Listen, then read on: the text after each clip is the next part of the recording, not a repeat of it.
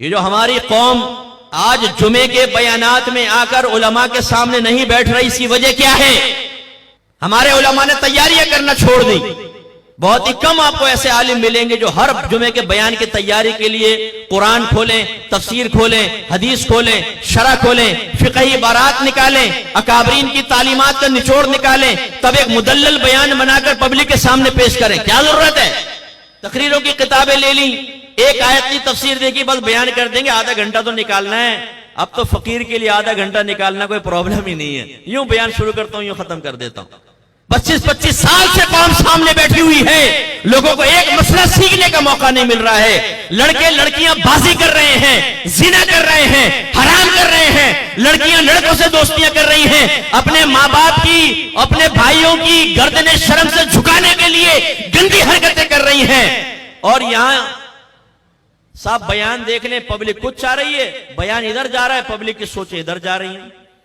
نہ کوئی current issues پہ کلام، نہ ماڈرن چیلنجز کے بارے میں کلام۔ ایک ینگسٹر، ایک پڑھا لکھا نوجوان کیا کرے گا مسجد میں آ کر؟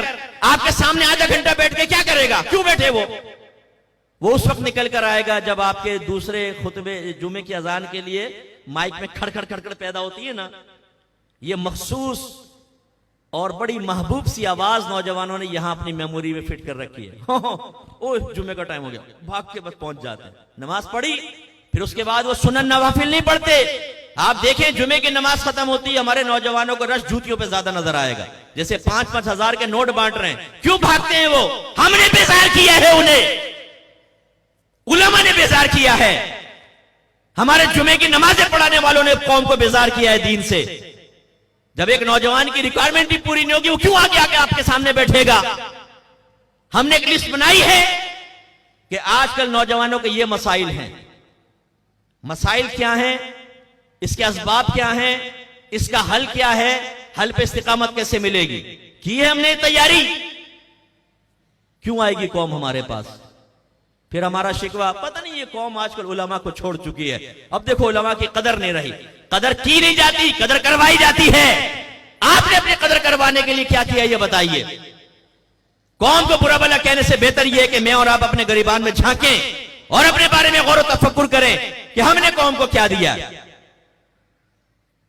میں نے یوکے میں ایک دفعہ وراثت کے مسئلے بیان کیے، جمعے کا بیان تھا، میں نے وراثت کے مسائل بیان کیے۔ ایک شخص میرے پاس آیا، کہنے لگا 63 سال ہو گئے، بوڑھے تھے، 63 سال ہو گئے بیانات سنتے ہوئے، آج زندگی میں پہلی بار ممبر سے میں نے یہ مسئلے سنے۔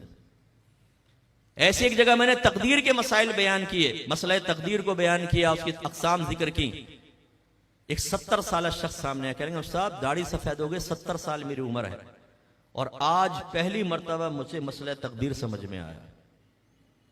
جو عقائد سے متعلقہ چیزیں ہیں، جو احکام شرعیہ عملیہ ہماری زندگی کے لیے انتہائی ضروری ہیں، گناہان صغیرہ و کبیرہ و ظاہریہ اور باطنیہ، جن کا جاننا ہم پر فرض عین ہے، جن کی معرفت اور علاج، ان پر کوئی کلام نہیں۔